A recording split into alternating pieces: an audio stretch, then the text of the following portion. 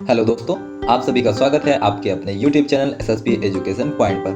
अभी हाल ही में एसएससी ने सीजीएल का नोटिफिकेशन जारी किया। इस नोटिफिकेशन के जारी होते ही काफ़ी लोगों में काफ़ी सारे कन्फ्यूजन पैदा हो गए, क्योंकि सीजीएल के लिए एसएससी ने काफ़ी सारे बदलाव कर दिए हैं। बहुत बड़े बड़े बदलाव किए हैं, ये जानते हैं इन बदलावों के बारे में। इससे पहले कि आगे बढ़े, कुछ प्रमुख डेटों के बारे में जान लेते हैं। आपका जो है सीजीएल का फॉर्म 17 सितंबर से लेकर के 8 अक्टूबर तक भरा जाएगा। इसके अलावा टीयर 1 का जो है एग्जाम दिसंबर 2022 में होना है, और टीयर 2 का एग्जाम जो होगा उसको बाद में नोटिफाइड किया जाएगा एसएससी के द्वारा। तो जानते हैं कौन कौन से बड़े बदलाव हुए हैं। सबसे पहले आपको हम बताना चाहेंगे कि एसएससी ने जो है टीयर 3 और टीयर 4, जो कि सीजीएल में टीयर 3 और टीयर 4 थे, इनको पूरी तरह से खत्म कर दिया। अब टीयर 3 और टीयर 4 नाम का कोई भी चीज़ नहीं है एसएससी सीजीएल में। तो नया पैटर्न क्या है, आइए उसके बारे में जानते हैं। सबसे ज़्यादा कन्फ्यूजन है कि इसमें कई सारे सेशन दे रखे हैं, तो उन पे आइए चर्चा करते हैं। सबसे पहले अगर बात करें टीयर 1 की, अगर टीयर 1 की, आपका एग्जाम 2 टीयर में होने वाला है, टीयर 1 और टीयर 2 में। टीयर 1 पहले जैसा ही है, यानी इसमें 4 पार्ट हैं। टीयर 1 आपका पहले जैसा है, इसमें यानी 4 पार्ट हैं। पहले पार्ट में आपका मैथमेटिक्स, दूसरे में रीजनिंग, फिर जनरल अवेयरनेस और फिर अंग्रेजी है।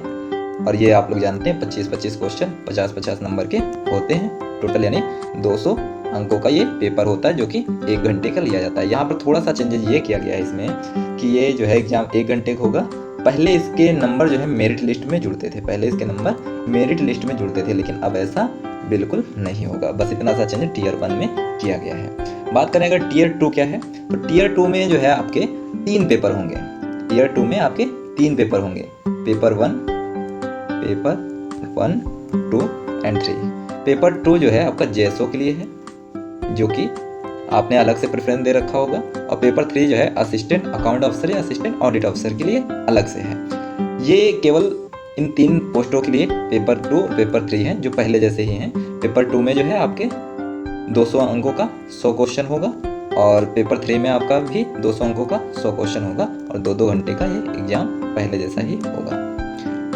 चेंज जो भी हुआ है मेनली वो पेपर 1 में हुआ है। पेपर 1 की बात करें तो पेपर 1 को 2 सेशन में डिवाइड किया गया है। पेपर 1 को 2 सेशन में डिवाइड किया गया है, सेशन 1 और सेशन 2। सेशन को लेकर भी काफ़ी लोग कन्फ्यूजन में हैं। तो सेशन का मतलब है एक बार आप एग्जाम में बैठेंगे और उसके बाद कुछ गैप दिया जाएगा, थोड़ा सा गैप दिया जाएगा, उसके बाद सेशन 2 में फिर से बैठेंगे। ये एक ही दिन होंगे, सेशन 1 और 2 का एग्जाम एक ही दिन होने वाला है। बस इन दोनों के बीच में थोड़ा सा आपको गैप मिलेगा। अब वो एसएससी डिसाइड करेगा आपको 5 मिनट का गैप देता है, 10 मिनट का गैप देता है, 15 मिनट का देता है, या कितने समय का गैप देता है।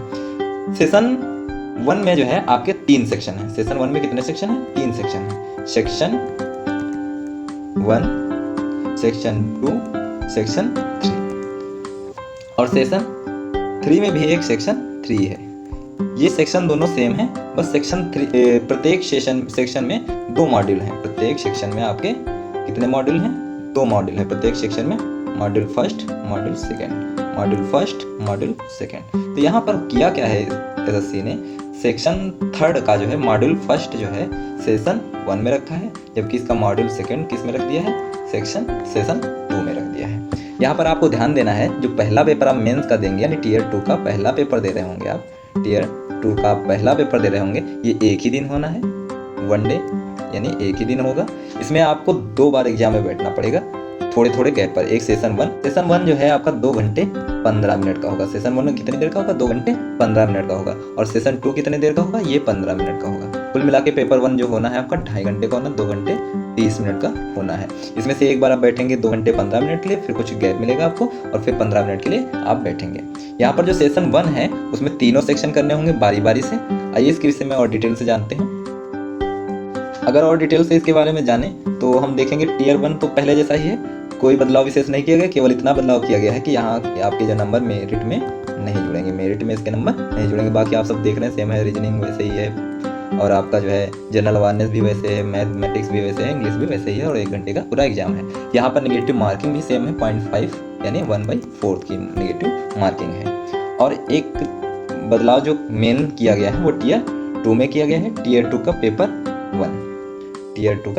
1। इसमें जो है पहले हम जैसा जान चुके हैं इससे 3 सेक्शन हैं। सेशन 1 में जो है 2 मॉड्यूल हैं, सेशन 2 में भी 2 मॉड्यूल हैं, और सेक्शन 3 में जो है 2 मॉड्यूल हैं, लेकिन सेशन 1 के अंतर्गत सेक्शन 3 का केवल 1 मॉड्यूल लिया गया है। यहाँ पर देखेंगे सेक्शन 1 के पहले मॉड्यूल में मैथमेटिक्स, दूसरे मॉड्यूल में रीजनिंग पूछा जाएगा। 30 क्वेश्चन होंगे, 3 नंबर के होंगे, कुल मिला के 180 नंबर का होगा। तो ये पेपर ये सेक्शन आपका 1 घंटे का होगा। ये सेक्शन कितनी देर का होगा? 1 घंटे का होगा। ये 1 घंटे का आपका सेक्शन कंप्लीट होने के बाद ही अगला सेक्शन खुलेगा। या तो आपका 1 घंटा कंप्लीट हो या फिर क्या हो, आप इसे सबमिट कर दें। सेक्शन 1 को सबमिट करेंगे, सेक्शन 1 के सबमिट करने के बाद ही सेक्शन 2 आपका खुलकर सामने आएगा। सेक्शन 2 में जो है आपका मॉड्यूल फर्स्ट इंग्लिश का, मॉड्यूल सेकंड जनरल अवेयरनेस का है। इंग्लिश में 45 क्वेश्चन है और जनरल अवेयरनेस में 25 क्वेश्चन है। 3 अंकों के ये भी क्वेश्चन है और कुल मिला के 210 नंबर का ये पेपर भी जो है आपका, ये सेक्शन भी जो है 1 घंटे का होगा। ये सेक्शन 2 जब आपका क्लोज हो जाएगा उसके बाद ही सेक्शन 3 खुलेगा, उसके बाद ही सेक्शन 3 खुलेगा। यहाँ पर जो बहुत बड़ी कन्फ्यूजन थी वो यही थी कि ये सेक्शन में क्यों डिवाइड कर रखा है। तो सेक्शन में इसी वजह से डिवाइड कर रखा है, सेक्शन 1 कंप्लीट करने के बाद ही आप जो है सेक्शन 2 में जा सकते हैं। ऐसे आप जो है एक साथ ऐसा नहीं कर सकते कि मैथ के कुछ सवाल कर लें, इंग्लिश के कुछ कर लें, जनरल अवेयरनेस के कुछ कर लें, ऐसा नहीं कर सकते हैं। या इनमें इस सेक्शन 2 में टाइम बचा के सेक्शन 1 में कर लें, ऐसा नहीं कर सकते हैं। सेक्शन 1 के लिए 1 घंटा अलॉट है, ये इसमें ही स्पेंड करना होगा आपको। इसी तरह सेक्शन 2 के लिए 1 आवर अलॉट है, इसमें ही आपको स्पेंड करना होगा। बात करें अगर जो है सेक्शन 3 का, तो सेक्शन 3 जो है आपका, सेक्शन 3 में जो सेशन 1 में पहला मॉड्यूल है वो है कंप्यूटर का। इसमें 20 क्वेश्चन होंगे, 3 अंकों के हिसाब से 60 क्वेश्चन होंगे। ये आपका होगा 15 मिनट का। ये आपका कितनी देर का होगा? 15 मिनट का होगा।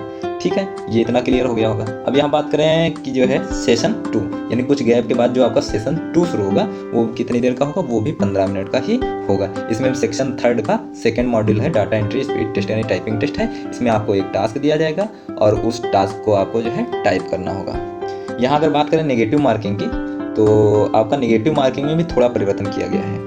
नेगेटिव मार्किंग यहाँ पर जो है 1/3 कर दी गई है, यानी एक क्वेश्चन रॉन्ग करने पर 1 अंक आपका कटेगा। ये किसके लिए लागू होगी? पूरे पेपर 1 के लिए लागू होगी। पूरे पेपर 1 के लिए लागू होगी, यानी मैथमेटिक्स हो, रीजनिंग हो, इंग्लिश हो या जनरल अवेयरनेस हो या फिर आपका कंप्यूटर हो, इसके लिए पूरा ये लागू होगी। हालांकि जो है इसमें डाटा एंट्री टेस्ट में जो है आपका कोई अंक नहीं होगा, इसलिए जो है यहाँ पर इस प्रकार की कोई कंडीशन नहीं होगी। और बात करें जो है पेपर 2 और 3 की, तो ये पुराने जैसे ही, इनमें कोई बदलाव नहीं किया गया। इनकी मार्किंग, नेगेटिव मार्किंग भी पहले जैसे ही, यानी 1/4 यानी 0.5 एक क्वेश्चन के रॉन्ग होने पर ही कटेगा। और ये प्रत्येक पेपर कितनी देर का होगा? 2 घंटे का होगा। तो आई होप इतनी डिटेल आपको कायदे से समझ में आई होगी। काफ़ी लोग इसी में कन्फ्यूजन में हैं कि ये सेशन और सेक्शन का क्या बवाल है। तो सेशन का मतलब है आप एक बार बैठेंगे और कुछ गैप के बाद दूसरे बार में बैठेंगे। सेक्शन का मतलब यहाँ पर ये है कि आप पहला सेक्शन खत्म करेंगे, उसके बाद ही सेकंड सेक्शन में आप जो है क्वेश्चन अटेम्प्ट कर पाएंगे। बात करें जो है यहाँ पर कुछ और इंस्ट्रक्शन दिए गए हैं, मुख्य इंस्ट्रक्शन दिए गए हैं एसएससी के द्वारा। यहाँ पर जो है अगर बात करें कि किस प्रकार से जो है मेरिट बनेगी, तो मेरिट आपकी जो है केवल और केवल पेपर 1 के बेस पे बनेगी, केवल और केवल पेपर 1 के बेस पे बनेगी। और जिन्होंने जेसो और असिस्टेंट अकाउंट ऑफिसर या ऑडिट ऑफिसर के लिए अप्लाई कर रखा है, उनके लिए पेपर 2 और 3 भी जो है मायने रखेगा। यहाँ पर जो है इंग्लिश, जनरल अवेयरनेस, मैथमेटिक्स और रीजनिंग इनके अंक मेरिट में जोड़े जाएंगे जो सबके लिए कॉमन होंगे। लेकिन जो है यहाँ कंप्यूटर नॉलेज के अंक सबके लिए नहीं जोड़े जाएंगे। ये केवल और केवल क्वालिफाइंग होगा। ये केवल और केवल क्वालिफाइंग नेचर का है। ये केवल और केवल कैसा है? क्वालिफाइंग नेचर का है। लेकिन कुछ पोस्टें हैं जिनके लिए ये क्वालिफाइंग नेचर का नहीं है। ठीक इसी प्रकार से जो है आपका data entry speed test model, data entry speed test model, ये भी क्वालिफाइंग नेचर का है, क्वालिफाइंग नेचर। चलिए देखते हैं कि कौन कौन सी पोस्टों के लिए ये जो है क्वालिफाइंग नेचर का नहीं होगा। एसएससी ने जो है क्लियरली मेंशन कर रखा है कि किन पोस्टों के लिए क्वालिफाइंग नेचर का है और किन पोस्टों के लिए क्वालिफाइंग नेचर का नहीं है। यहाँ पर जो है आपका जो पेपर 1 का सेक्शन 3 का मॉड्यूल 1 यानी कंप्यूटर नॉलेज का टेस्ट है, वो जो है क्वालिफाइंग इन नेचर, यानी नेचर में क्या है? क्वालिफाई करना है। लेकिन कुछ पोस्टें हैं जिनके लिए क्वालिफाइंग नेचर का नहीं है। वो कौन कौन सी हैं? Assistant section officer in CSS, MEA and AFHQ, assistant in serious fraud investigation office under the ministry of corporation affairs, assistant GSI in the ministry of mines, assistant in Indian metrological department, ministry of earth science, inspector CGST और आपका जो है and central exercise, inspector preventive officer and inspector examiner in CBIC and postal assistant या sorting assistant in department of post. इन सब के लिए जो है ये क्वालिफाइंग नेचर का नहीं होगा। इसके लिए क्या करेंगे, यहाँ पर SSC जो है हायर क्वालिफाइंग स्टैंडर्ड जो है बनाएगी। इसके लिए क्या होगा, एक हायर क्वालिफाइंग स्टैंडर्ड बनाएगी। इसी प्रकार से आपका जो टेस्ट है यानी डाटा एंट्री स्पीड टेस्ट है, यानी कि सेशन 2 का मॉड्यूल, सेक्शन 3 का जो मॉड्यूल 2 है यानी टेस्ट है, डाटा एंट्री स्पीड टेस्ट है, वो भी क्वालिफाइंग नेचर का है। लेकिन जो है ये आपकी tax assistant in CBIC, tax assistant in CBDT and UDC या SSA in central bureau of narcotics, इन पोस्टों के लिए जो है ये इसमें भी एक हायर क्वालिफाइंग स्टैंडर्ड फिक्स करेगा SSC। तो आई होप इतना आपको समझ में आया होगा। इसके अलावा SSC ने जो है मिनिमम क्वालिफाइंग मार्क्स जो है भी डिफाइन कर रखे हैं। आपका जो है मिनिमम क्वालिफाइंग मार्क्स जो है जनरल के लिए 30%, OBC EWS के लिए 25% और अदर ऑल कैटेगरीज के लिए 20% है। यानी इसका कहने का मतलब है इतने से कम नंबर अगर आ रहे हैं तो चाहे भले ही वैकेंसी खाली छोड़नी पड़े, लेकिन जो है आपका सिलेक्शन नहीं होगा। ठीक इसी प्रकार से जो आपका टेस्ट है डाटा एंट्री स्पीड टेस्ट, उसमें जो है आपकी टाइपिंग एरर कितनी हो सकती है इसको भी डिफाइन कर रखा है SSC ने। अगर आप अनरिजर्व से हैं तो 20% मैक्सिमम अलाउ है एरर, और जो है अगर आप EWS से हैं तो 25%, अदर ऑल कैटेगरीज से हैं तो आपका 30% अलाउ है। इसके अलावा अगर बात करें एग्जाम का लेवल क्या होगा, तो SSC ने क्लियर मेंशन कर रखा है कि एग्जाम का लेवल क्या होना है। अगर बात करें प्री की यानी टायर 1 की, टायर 1 में जो है इसने बोल रखा है ABD पार्ट, टायर 1 के जो ABD यानी इंग्लिश के छोड़कर मैथ, रीजनिंग और जनरल अवेयरनेस, ये ग्रेजुएशन के अनुरूप होंगे। और पार्ट C यानी मैथमेटिक्स, ये 10th स्टैंडर्ड का होगा, ये टायर 1 के लिए है। और टायर 2 के लिए जो है, टायर 2 के लिए भी यहाँ बोल रखा है कि इसका लेवल कैसा होगा। तो टायर 2 में जो है आपका मैथमेटिक्स जो आएगा, यानी टायर 2 का यानी मेंस का जो मैथमेटिक्स आएगा वो मैट्रिकुलेशन लेवल का होगा, यानी 10th स्टैंडर्ड का होगा। मैथ जो होगी आपकी 10th स्टैंडर्ड की होगी, और जो आपका इंग्लिश होगा वो आपका 10+2 लेवल का होगा, यानी 12th लेवल का होगा। ठीक इसी प्रकार से पेपर 2 और पेपर 3 जो है ग्रेजुएशन लेवल के होंगे। बात करें अगर सिलेक्शन की, तो यहाँ पर जो है सिलेक्शन आपका होगा टायर 1 में जो है, टायर 1 में जो है तीनों पेपर, यानी कि मेंस का जो पेपर 1 होगा, पेपर 2 होगा, पेपर 3 होगा, तीनों के लिए अलग अलग कट ऑफ होगी। इसके नंबर मेरिट लिस्ट में नहीं जुड़ेंगे, ये आपका केवल एक प्रकार का स्क्रीनिंग एग्जाम है, स्क्रीनिंग एग्जाम है। एक बार यहाँ से छटनी होने के बाद आप पेपर 1, 2, 3 देंगे जो मेंस के यानी टियर 2 के, उसके आधार पर आपका सिलेक्शन होगा। टियर 2 क्लियर करने के बाद जो है आपका DV होगा, और DV के बाद नॉर्मल मेडिकल होगा जो कि SSC देता है। लेकिन कुछ विशेष पोस्टें हैं जिनमें स्पेशल जो है आपका फिजिकल मांगा हुआ है, और वो पोस्टें कौन सी हैं आपकी, तो उनके विषय में भी बात कर लेते हैं।